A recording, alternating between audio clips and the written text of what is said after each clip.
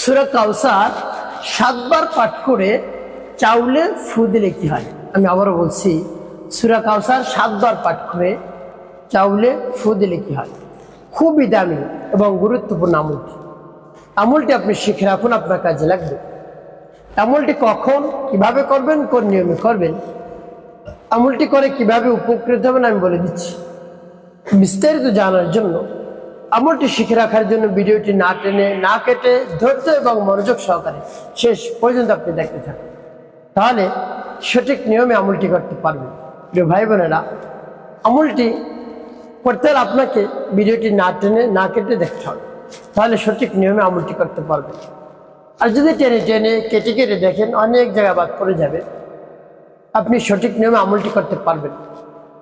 তো প্রিয় ভাই বোনেরা, শুরুতেই বলবো কিভাবে আমলটি করবেন, পরবর্তীতে বলে দেব আমলটি করে কিভাবে আপনি উপকৃত হবেন, কোন উদ্দেশ্যের জন্য, কিভাবে সূরা কাউসার পাঠ করলে চাউলে ফু দিলেন সেই চাল কি করবেন। তো প্রিয় ভাই বোনেরা, আমলটি করার ক্ষেত্রে আপনাকে যে কাজটি করতে হবে, শুরুতেই আপনার সামনে কিছু চাল রাখতে হবে। 1 কেজি 2 কেজি এ পরিমাণ চাল আপনার সামনে রাখবেন, এর চেয়ে বেশি রাখতে হবে না। রেখে ডেকে রাখবেন। এরপরে উত্তম রূপে পবিত্রতা অর্জন করবেন। পবিত্রতা অর্জন করে পবিত্র একটি স্থানে আপনি বসবেন।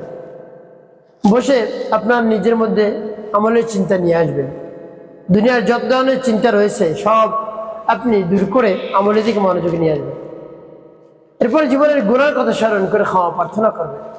আস্তাগফিরুল্লাহ আস্তাগফিরুল্লাহ আস্তাগফিরুল্লাহ, বা অন্য ইস্তিগফারটি পাঠ করতে পারেন। আস্তাগফিরুল্লাহ রাব্বি মিন কুল্লি যামবি ওয়া আতুবু ইলাইহি লা হাওলা ওয়ালা কুওয়াতা ইল্লা বিল্লাহিল আলিয়্যিল আযীম। যখন পাঠ করা হয়ে যাবে, এরপর 3 বার দুরূদ শরীফ সাল্লাল্লাহু আলাইহি ওয়াসাল্লাম সাল্লাল্লাহু আলাইহি ওয়াসাল্লাম সাল্লাল্লাহু আলাইহি ওয়াসাল্লাম। যখন ইস্তিগফার দুরূদ শরীফ পাঠ করা হয়ে যাবে, এরপর আপনি কি করবেন? এরপর আপনি সূরা কাউসার পাঠ করবেন। প্রিয় ভাই বোনেরা, সূরা কাউসার যখন পাঠ করবেন, রব্বে কারীমের কাছে মনে মনে বলবেন, আল্লাহ আমার আমলকে সময় কবুল করুন।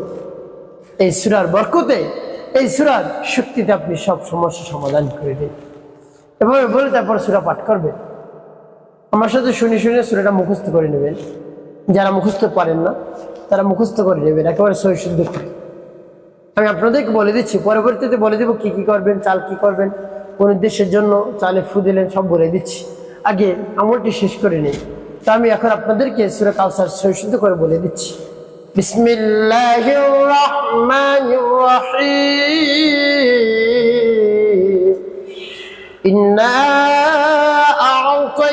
আ'তাইনাকাল কাউসার ফাসাল্লি লিরাব্বিকা ওয়ানহার ইন্না শানিআকা হুয়াল আবতার।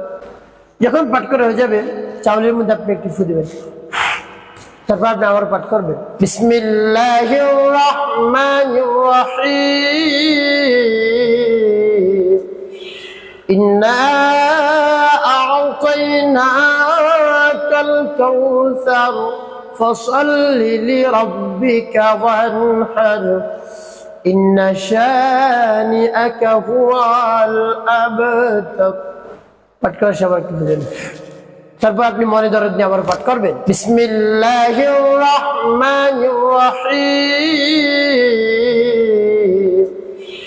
ইন্না আ'তাইনাকাল কাউসার ফাসাল্লি লিরাব্বিকা ওয়ানহার ইন্না শানিআকা হুয়াল আবতার। পাঠ করে সবাই একটু ভাই, কতবার গুনে গুনে আপনি পাঠ করবেন? 7 বার, 7টি ফু দেবেন। এরপর পাঠ করবেন, ইয়া যাল জালালি ওয়াল ইকরাম ইয়া যাল জালালি ওয়াল ইকরাম ইয়া যাল জালালি ওয়াল ইকরাম। তো যখন পাঠ করা হয়ে যাবে, চাউলের মধ্যে ফু দেবেন। এভাবে এই দোয়াটি আপনি 7 বার পাঠ করবেন।